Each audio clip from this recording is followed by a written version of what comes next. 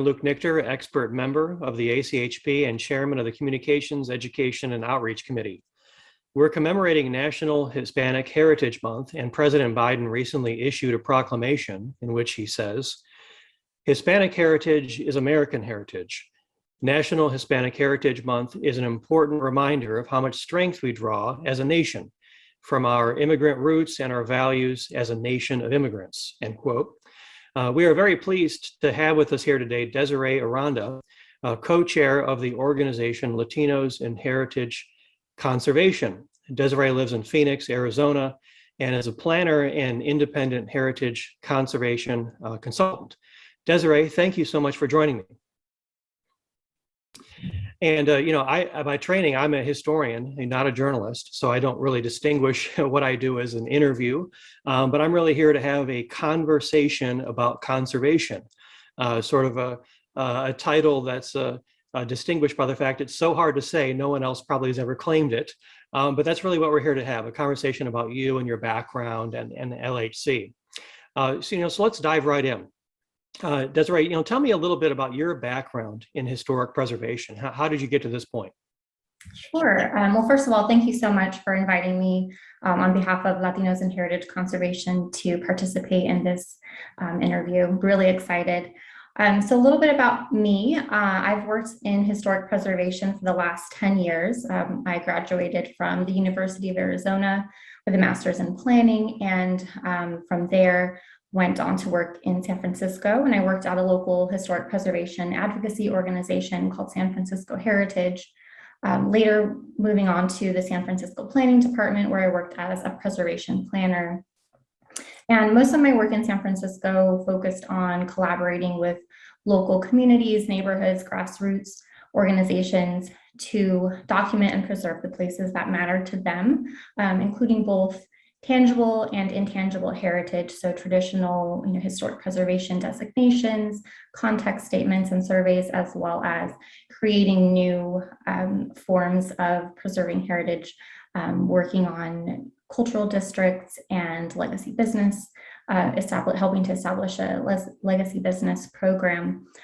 In late 2019, I moved back to my home state of Arizona and am currently working, as you mentioned, as a planning and preservation consultant in Phoenix. I'm still working, in California and throughout the West Coast. And of course, I'm the co-chair of Latinos in Heritage Conservation, which is what I'm here to talk about today. And that organization was founded in 2014, and I'm excited to share more about it. Well, you have done an incredible amount in those past few years. One thing I'm kind of taking a big tent approach, if I can use that phrase, kind of toward preservation. For those tuning in, and we always wanted to see more people brought into preservation, especially young people, and kind of expanding our reach. For those tuning in who might not have heard, about Latinos and Heritage Conservation, why was it formed? How? Tell me a little bit about its origin. Sure.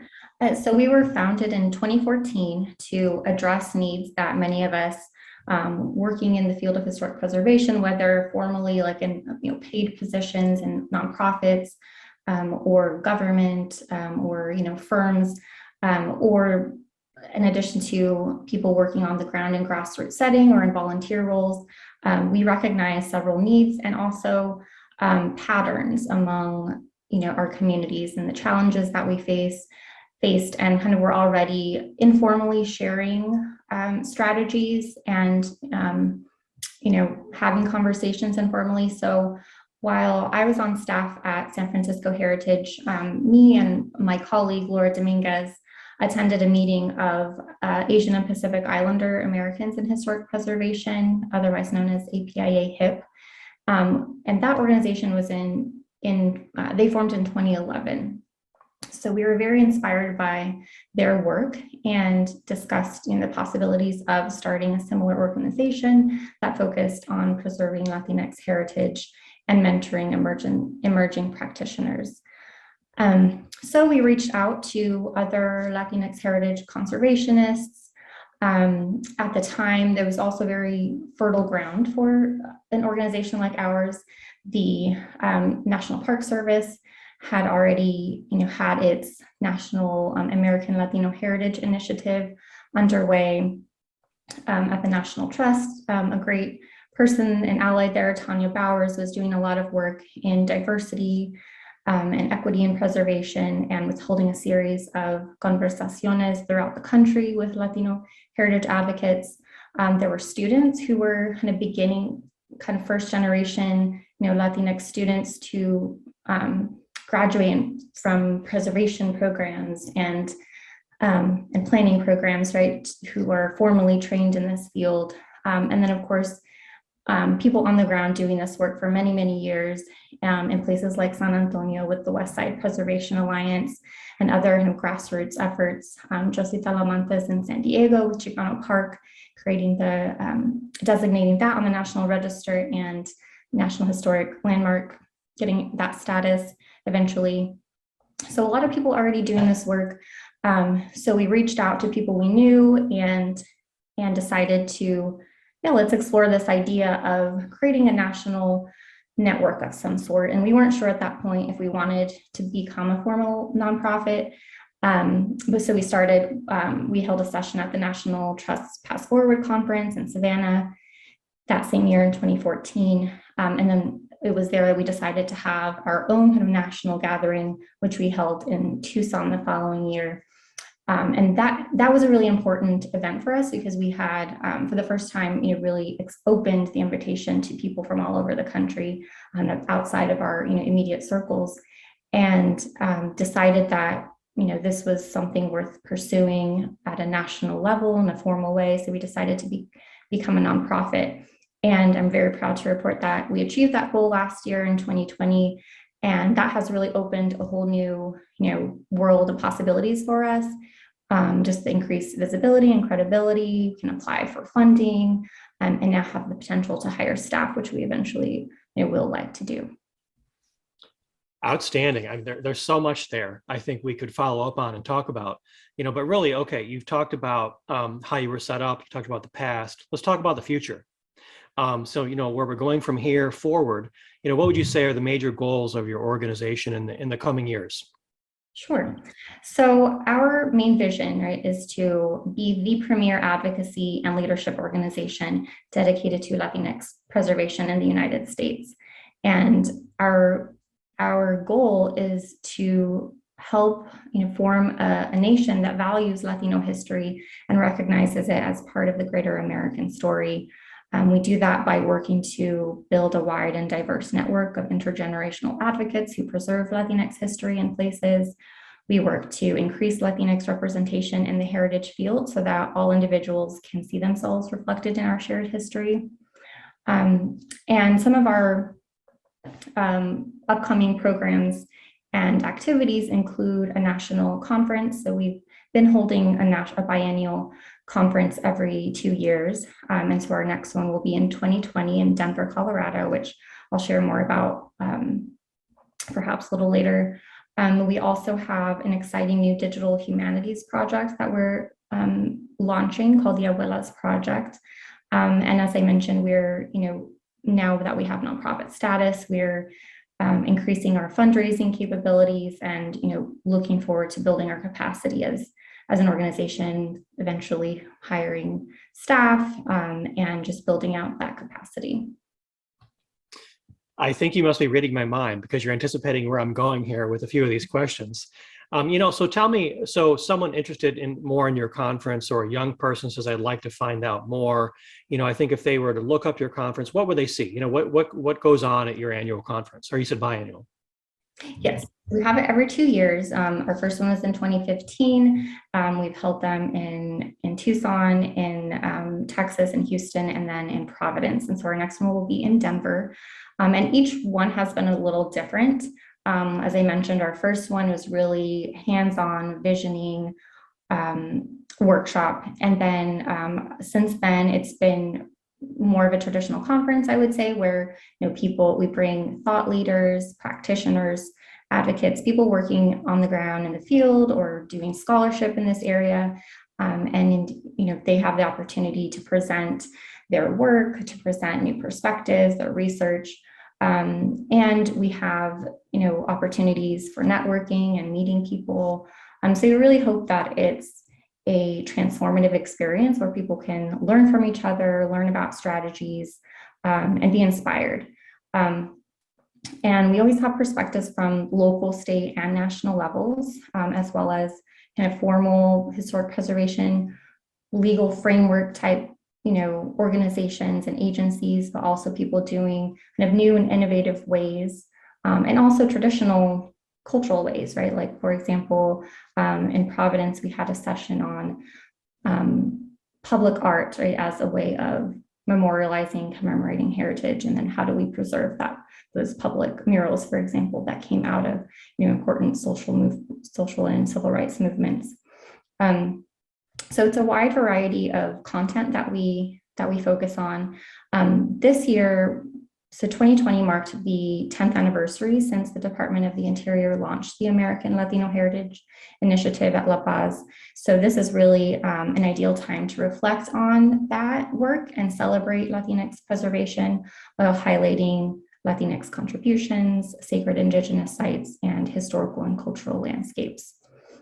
So our registration will be open soon, and we will have a select number of student scholarships available, so as well as sponsorship opportunities. So for any information about the conference and registration, please visit our website, and that's www.latinoheritage.us. I was going to ask you, go ahead and drop your website, and you must be on social media too. So where else can we look you up? Yeah, so on our website, we have links to Facebook and Instagram. We also have a LinkedIn group. So definitely follow us there. And we also have a quarterly e-newsletter called La Herencia. And so you can also find the link on our website and sign up there for emails and the newsletter. That sounds great. Something else you mentioned earlier that I'm personally really interested to learn more about is the Abuelas Project.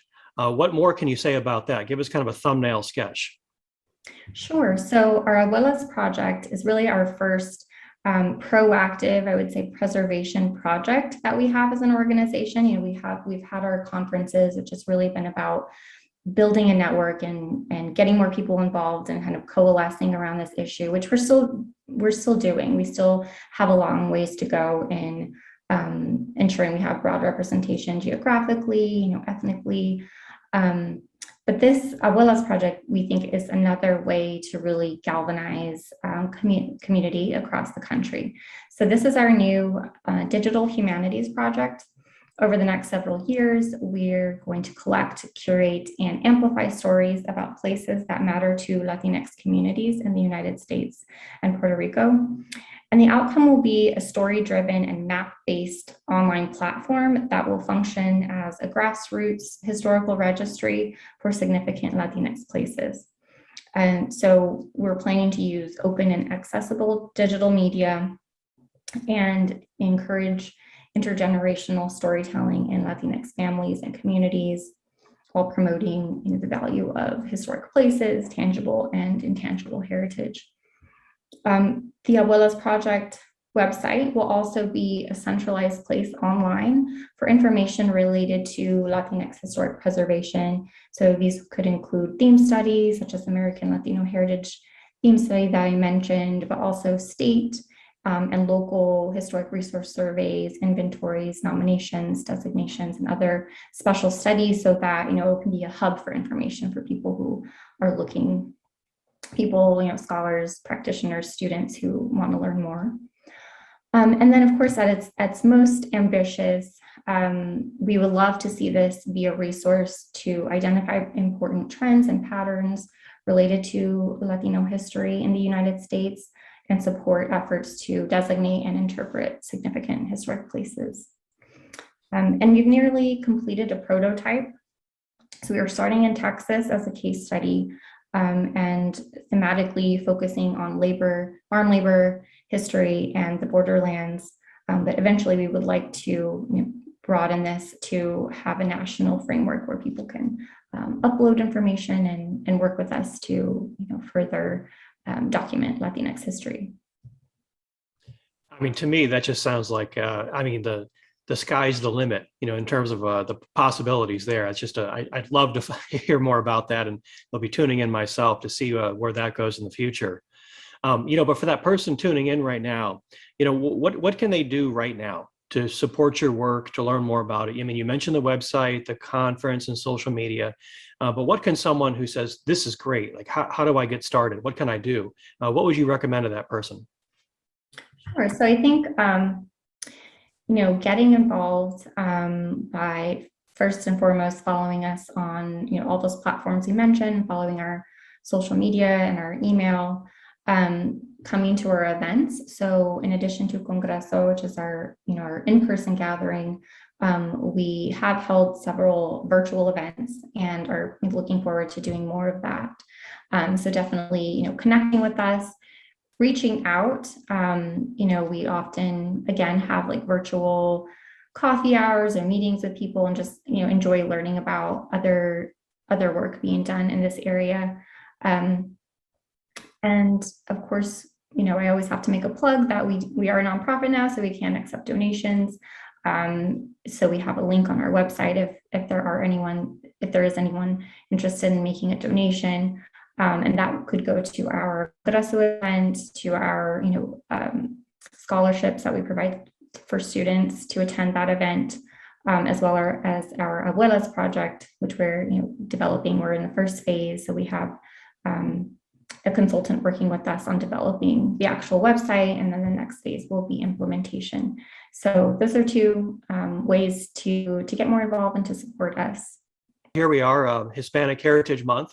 What would you say are really kind of the key takeaways for Americans in terms of historic preservation that we should take away, from this month and this commemoration, and what should we remember and then take forward? That's a great question. So for LHC, our work is a matter of social justice. Our communities, whether they've been here for over 100 years or our recent immigrants, are important and worthy of the same type of respect that is given to significant historic places associated with dominant groups, which, as we know, European American heritage is overrepresented on our list of historic registrations, right? And as compared to Black, Indigenous, and other people of color. So historically and still today, people of color communities have suffered most from displacement, erasure in our urban and rural landscapes, and still often experience disadvantages in policymaking and decision-making that affects our geography, whether that be places of historic or community importance, sacred sites, landscapes, public art, longstanding community institutions, et cetera, including the ability to even live right in a community. So those are all challenges that our communities historically have faced and continue to face, and those repercussions still exist. So for us, protecting and preserving Latinx heritage and what, especially in terms of historic preservation, the places that remain, because many of our places have already been demolished or obliterated. So for those places that remain, it's really important to us that we preserve that. That's a matter of, as I mentioned, social justice for our communities. So I think doing this work helps people remember or learn that Latinx people have been in this country since its very beginnings, and that we have contributed and continue to contribute mightily to its development and its history, and that we have a rich heritage to pass down for future generations. And the last comment I'll make is, while our organization is relatively new, the practice of preserving our history and our heritage is certainly nothing new, right? This is something that our communities have been doing in their own ways since the beginning of time, right? Passing down traditional cultural practices, working to protect communities and neighborhoods from the wrecking ball. Those are all traditions and practices that have been in place. However, I think it is new that many of us are now beginning to receive formal training kind of in more formal historic preservation programs and work, as professionals. So that is something that's kind of new, and I think that's something where we're really starting to bridge the gap between all of these, all of us doing this work in different places. Desiree Aranda, co-chair, Latinos and Heritage Conservation and Independent Planning and Cultural Heritage Consultant. Thank you so much for joining me. Thank you so much, Luke. It's been such a pleasure.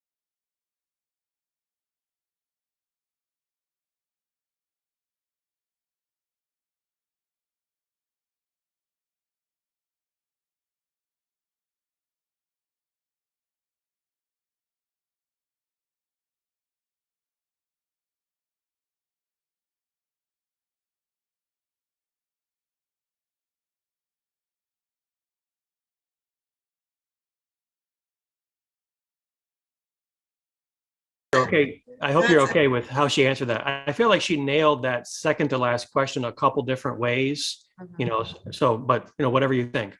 Okay. All right. So now let's just nod. All